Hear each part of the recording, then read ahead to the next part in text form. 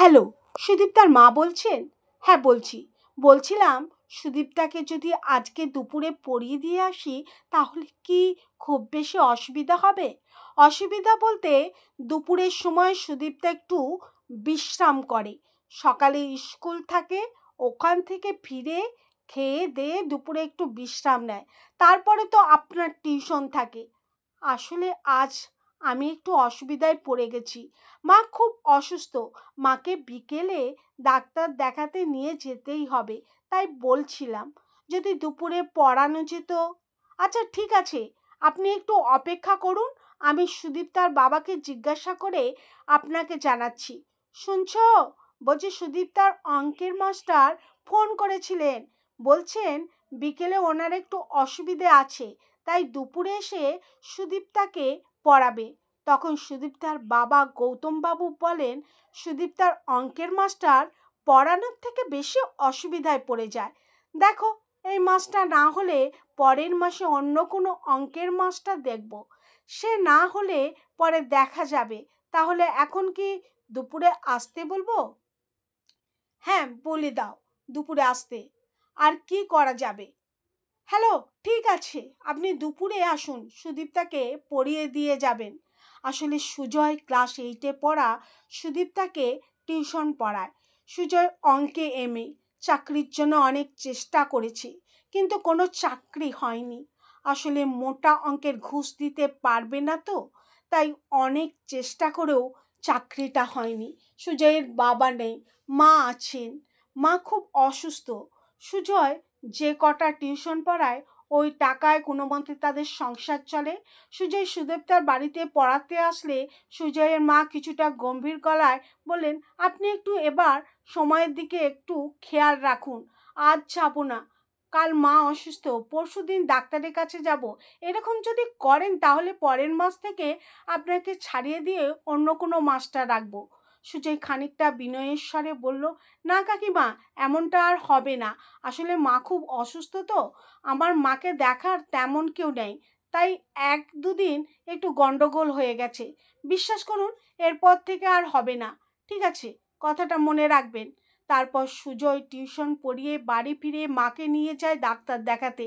Doctor সুজয়ের মাকে দেখে বললেন, মাকে একটু ঠিকঠাক করে খাওয়ান, খাওয়া দাওয়া ঠিকঠাক করছে না।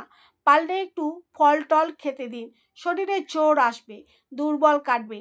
আর আমি যে ওষুধগুলো লিখে দিয়েছি ওই ওষুধগুলো খাওয়াবেন, ঠিক আছে?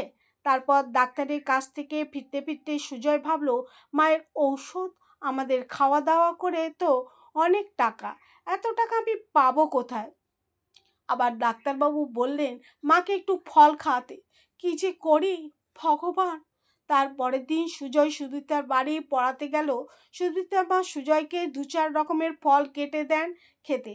সুজয় তখন প্লেটে থাকা ফলগুলো দেখে ভাবছিল, এই ফলগুলো যদি আমি আমার মায়ের জন্য নিয়ে যেতে পারতাম তাহলে খুব ভালো লাগতো, কিন্তু আমি নিয়ে যাব কি করে?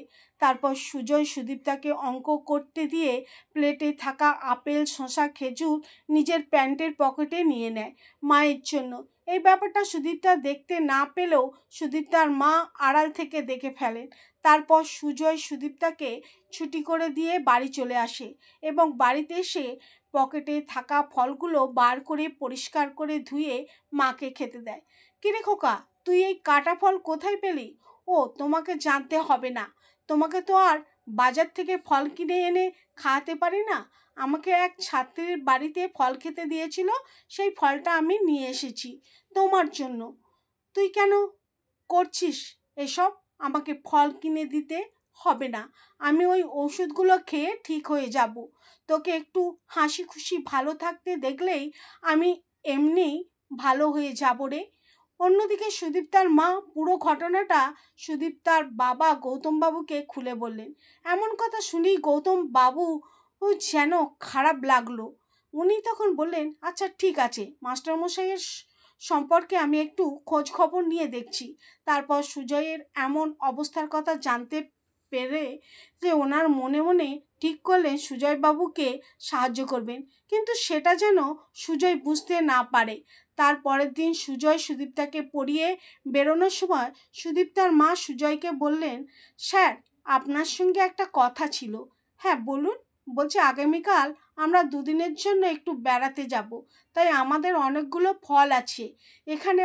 আমার পাড়া প্রতিবেশী সেরকম নেই, তাই বলছিলাম ওই ফলগুলো যদি আপনি নিতেন।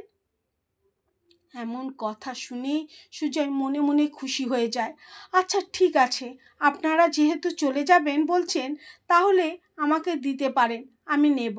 আরেকটা কথা, এ মাস শেষ হতে আর 4-5 দিন বাকি, তাই আপনার বেতনটা নিয়ে নিন।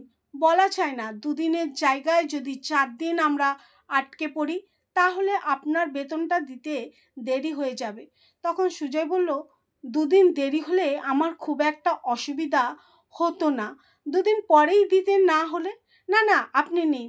সুজয় টাকা গুনে দেখলো 500 টাকা বেশি।